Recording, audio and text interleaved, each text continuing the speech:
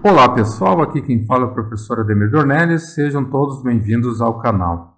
Nesta terceira videoaula da série de laboratórios práticos de instalação e configuração de serviços de rede na distribuição Debian Linux versão 10, nós vamos preparar nossa máquina virtual modelo realizando as configurações básicas para que possamos cloná-la nos laboratórios seguintes.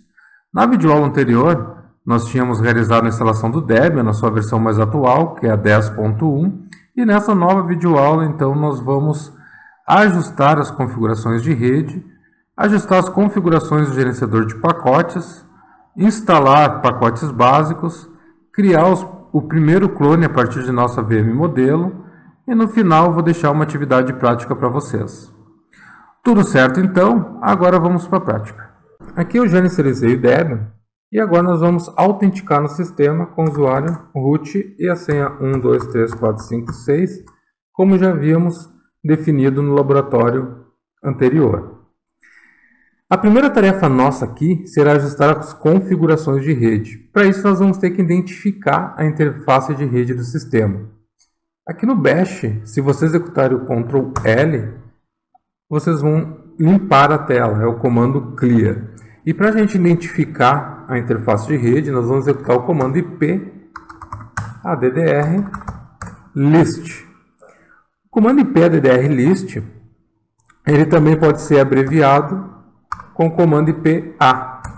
Ele vai ter o mesmo resultado. Então, Ctrl L, quando a gente executa o comando IP A, ele nos lista as interfaces e aqui a gente pode observar que há duas interfaces, né? A primeira interface, que é a Loopback, que é a interface especial que permite abrir conexões para o próprio computador local, que é o IP 127.0.0.1, e a ENP0S3, que é a interface de rede da nossa máquina virtual. Notem que a nomenclatura das interfaces de rede ela mudou. Então, aquele nome clássico de nomenclatura para a interface de rede, que era aplicado pelo kernel, era bastante conhecida por nós, que ele atribuía os nomes com ETH, por exemplo, ETH0, ETH1, ETH2, para todas as interfaces de redes conectadas no computador conforme elas eram testadas pelos drivers na inicialização, ele foi substituído. Por que essa substituição? Essa sondagem, que era realizada pelos drivers, geralmente não era previsível. Por exemplo, poderia acontecer, né, de uma interface de rede que estivesse disponível no computador de vocês, atribuir o nome de ETH0 e numa inicialização futura ela mudar para ETH1. Tá? Isso, obviamente, ele pode trazer sérias implicações de segurança, por exemplo, em regras de Firewall, que são programadas para determinados esquemas de nomenclatura de interface. Portanto, elas são muito sensíveis a essas alterações. E isso passou a funcionar a partir das versões mais atuais do Dev. E os nomes agora eles não são mais gerados dessa forma. Eles são gerados por meio da consulta da firma, ou seja, da BIOS, gerando um índice a partir dos nomes dos slots, semelhantes ao BIOS Dev Name. Então, visualizando aquela nomenclatura ali, EN0S3, ENP0S3, os dois prefixos de caracteres iniciais, o EN, ele indica que é uma interface Ethernet. Poderia ser um WL, por exemplo, para uma interface de rede sem fio. O próximo caractere, que é o P, ele indica que é tipo PCI, ou seja, essa interface de rede está conectada na PCI da placa-mãe do computador. Depois ainda a gente consegue identificar ali que ela está no barramento 0 e no slot 3. Por que essa nomenclatura torna esse sistema de nomenclaturas mais estável?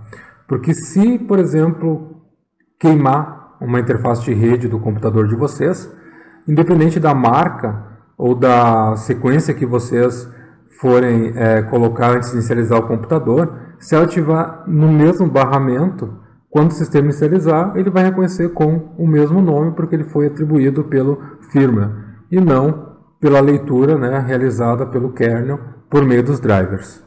Então, identificada essa interface de rede como ENP0S3, a gente pode configurar a interface de rede. A gente vai configurar diretamente no arquivo de configuração, que fica dentro do diretório etc e do diretório network, que é o arquivo interface. A gente configurando nesse arquivo, a gente garante que será fixada essas configurações, ou seja, sempre que o sistema inicializar, elas vão ser aplicadas. Esse arquivo ele é comum na grande maioria das distribuições baseadas no Debian. Nas distribuições baseadas no Red Hat, esse arquivo ele muda um pouco. Em outras videoaulas eu vou mostrar para vocês. Aqui nós não temos ainda uma diversidade de editores, então a gente vai limpar a tela. Inicialmente a gente vai utilizar o Nano, depois a gente instala o Vim. Tá? Então nano /etc /network /interface. Aqui no arquivo de configuração, então a gente já tem a interface loopback configurada e a interface ENP0S3 com o DHCP ativado. Tá? Então, aqui a gente vai, ao invés de allow hot plug, a gente vai colocar um auto para que automaticamente essa interface ela seja configurada com os comandos if-up e if-down. E a interface, então, a gente já sabe que é NP0S3. A segunda linha, então, ela indica a interface, comando iface, o nome da interface, NP0S3, a inet, que significa, então, que é IPv4. No IPv6 a gente vai colocar um 6 aqui, por enquanto, então, a gente não vai configurar, só na próxima videoaula. E aqui DHCP significa que está sendo atribuído automaticamente endereços IPs a essa interface de rede. Tá? Em caso de a gente definir endereços estáticos, a gente vai colocar um static aqui. E posteriormente a gente vai ter que definir então esse endereço com o comando address, e a gente definiria aqui um endereço IP 192.168.1.1, por exemplo. Tá? Para essa videoaula, a gente vai manter essa interface como DHCP, e na próxima aula a gente vai entrar novamente nesse arquivo, já no clone que a gente vai criar, e aí a gente vai configurar as duas interfaces de rede do nosso firewall. Tá? Então, por enquanto, é só para a gente saber que aqui ela pode ser definida como DHCP ou como estático. Esse arquivo aqui, para você sair, vocês vão executar um Ctrl X e vão colocar um S de sim, Enter, para vocês gravarem aquela alteração que a gente fez. Feito isso, a gente pode então executar o comando if-down e a interface ENP0S3 para a gente então matar esse processo, né? Parar essa interface de rede e subir ela com a nova configuração com o comando if-up ENP0S3. Como está definido para DHCP, notem que automaticamente ela já vai receber esse endereço de rede. Aqui é importante, né, para que vocês consigam obter sucesso nessa configuração, que a placa de rede de vocês esteja configurada em modo bridge e que a gente tenha então um dispositivo entregando os endereços IPs automaticamente. Tá? Bom, mas Ademir, eu não tenho esse dispositivo entregando os endereços IPs automaticamente e não funcionou ela em modo DHCP. Bom, então a gente vai voltar no comando ali de execução de configuração da interface e nós vamos fazer isso manualmente, né? Ou seja, de forma estática. Static, tá? Isso aqui vai ser só para aqueles que não conseguiram configurar.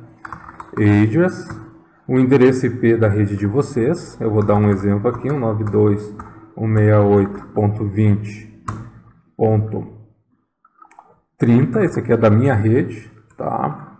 Netmask, qual é a máscara de rede? 24.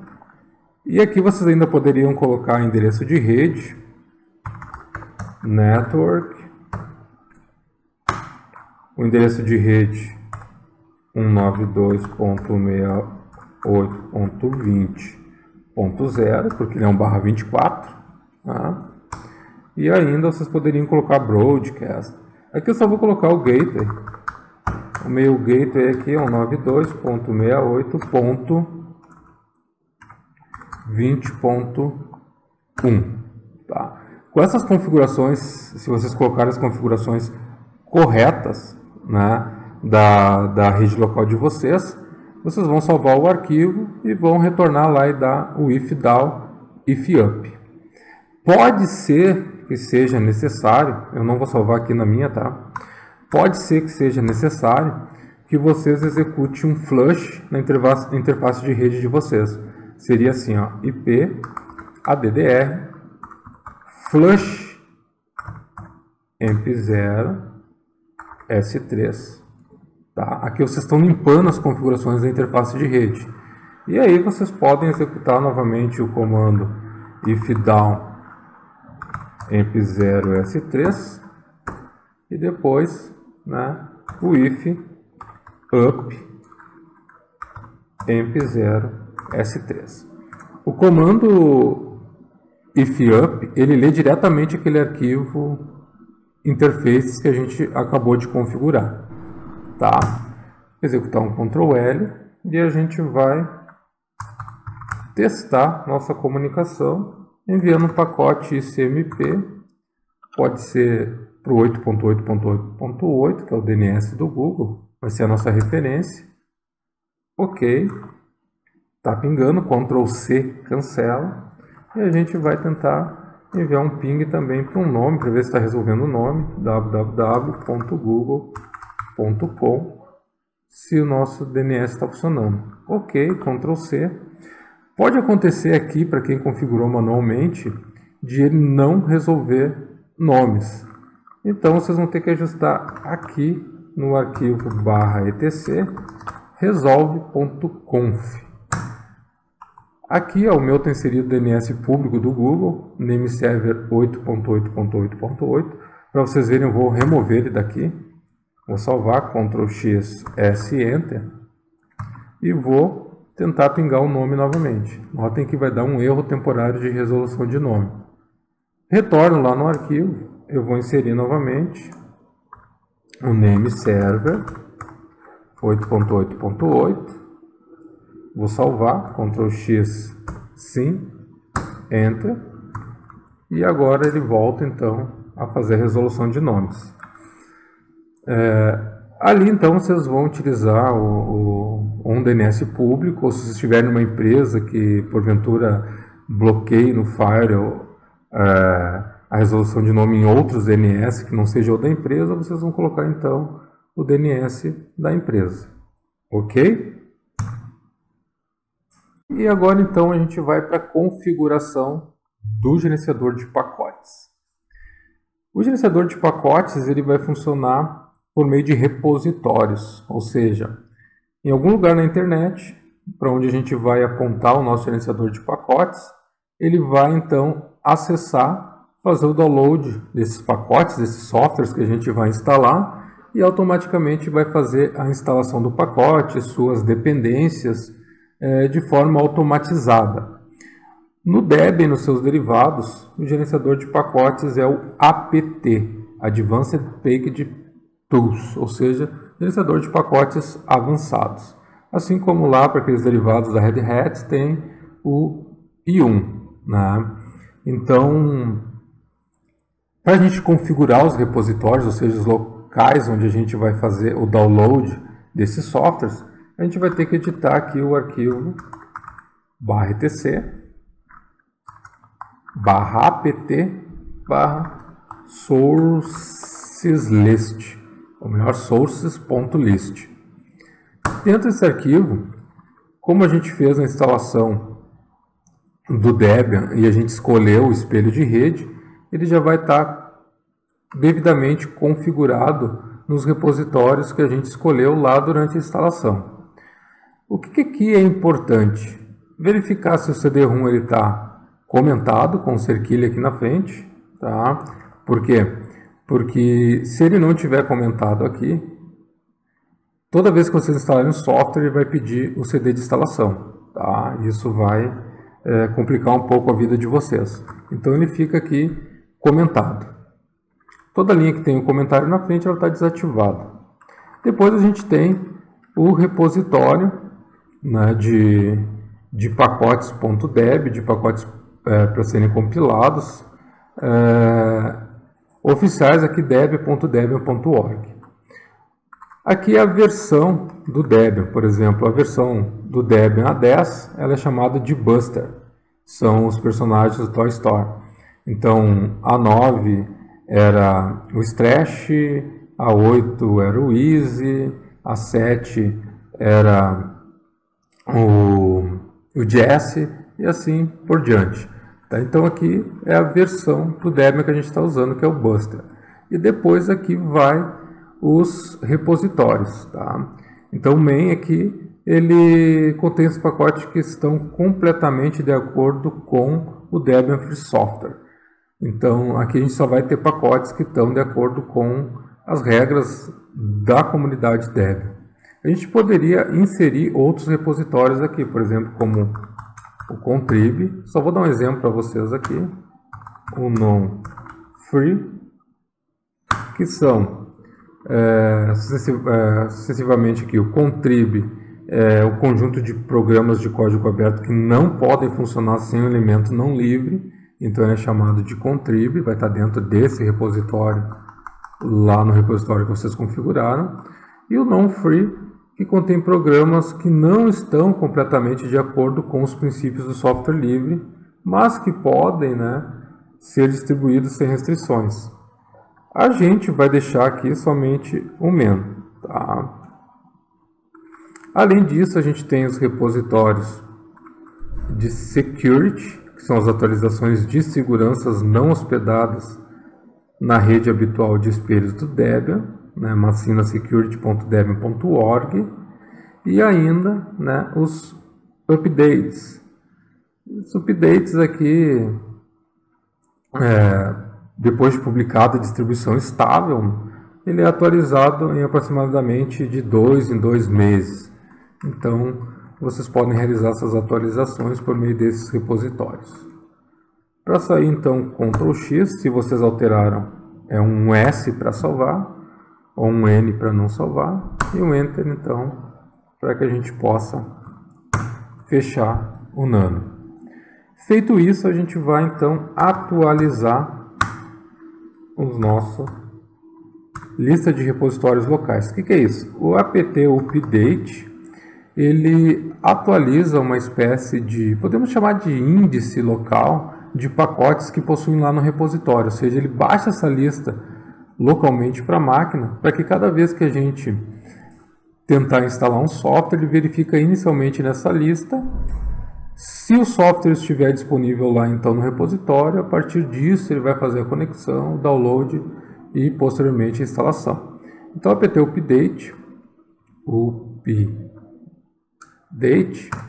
ele vai então fazer a atualização dessa lista de pacotes. Feita a atualização da lista de pacotes, a gente pode então instalar os primeiros pacotes. Aqui a gente vai instalar inicialmente apt install, é o comando para realizar instalações. A gente vai instalar o Vim, que é o nosso editor de texto que a gente vai utilizar a partir do próximo laboratório. Olha aí, ele vai perguntar se a gente quer instalar, sim.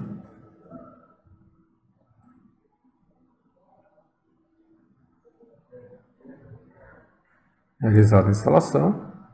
E a gente vai ainda instalar o make, o GCC e o G++.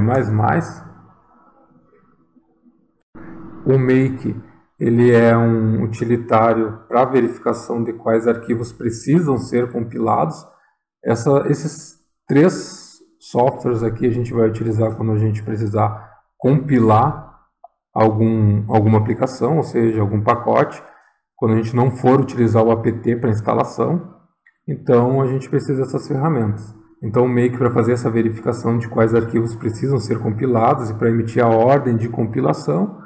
O GCC é um conjunto de compiladores padrão de sistemas operacionais Unix, Linux e outros.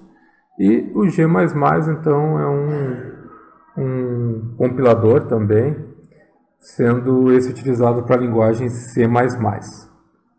Então a gente vai instalar esses caras aqui. apt install. Esse vai demorar um pouquinho mais, porque é uma série de pacotes, né? Então a gente pode instalar mais de um pacote de uma vez.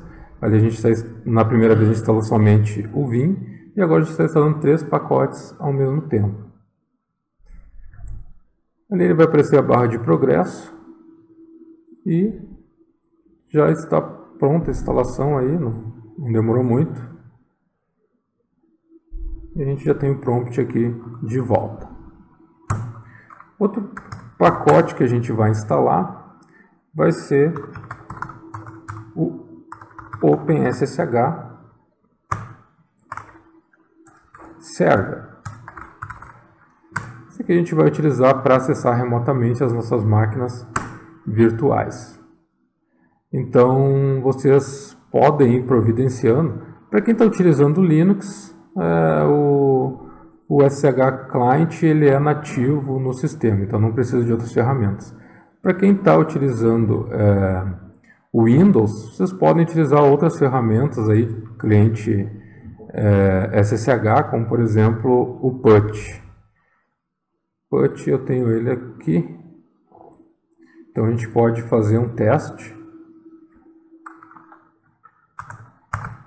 Ó, IPA. O nosso endereço IP, então, o meu, no caso é 92.68.20.130. Então, posso tentar fazer o acesso aqui a 92.68.20.30, 130. Na porta 22, ele já me mandou o certificado, sim, né? E eu posso, então, tentar acessar aqui.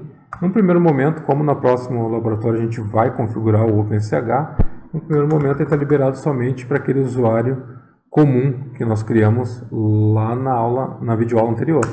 Então, o meu era Dornelles e a senha era 1, 2, 3, 4, 5, 6, para mim não esquecer. Certo? Já estou no sistema. Aqui eu posso dar o comando sumenos e poderia, então, logar como root. Opa, errei a senha. Sumenos, 1, 2, 3, 4, 5, 6. E eu estou, então, autenticado como superusuário no sistema.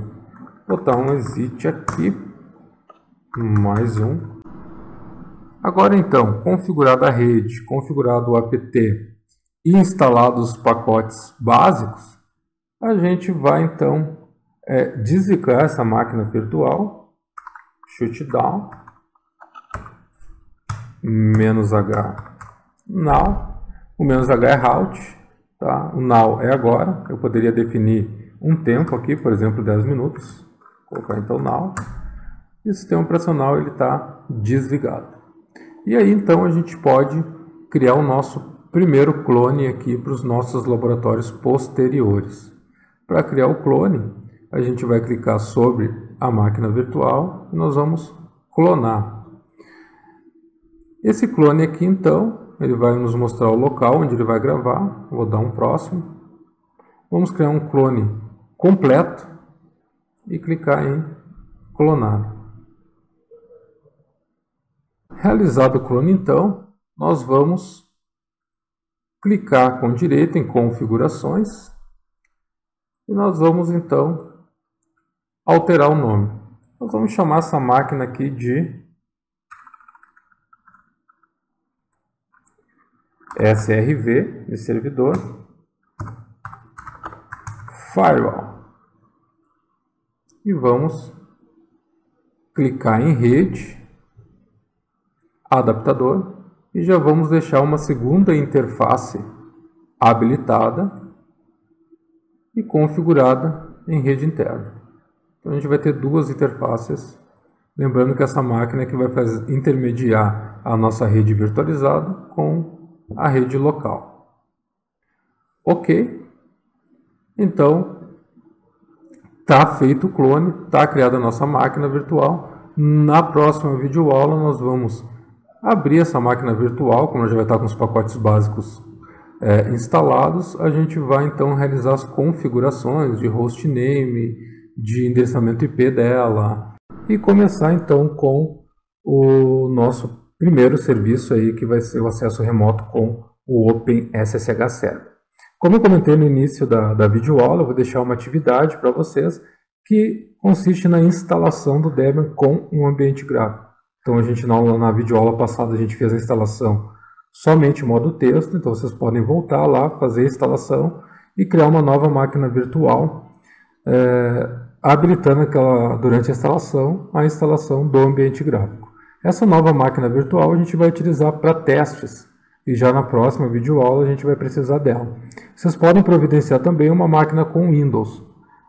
Eu sugiro que seja o Windows 7, porque é um pouco mais leve, não vai demandar aí muita memória e espaço em disco na máquina virtual. Mas não tem problema de ser o Windows 8 ou o Windows 10. Então essas duas máquinas aí elas vão ser necessárias para a próxima videoaula. Então essa fica como tarefa.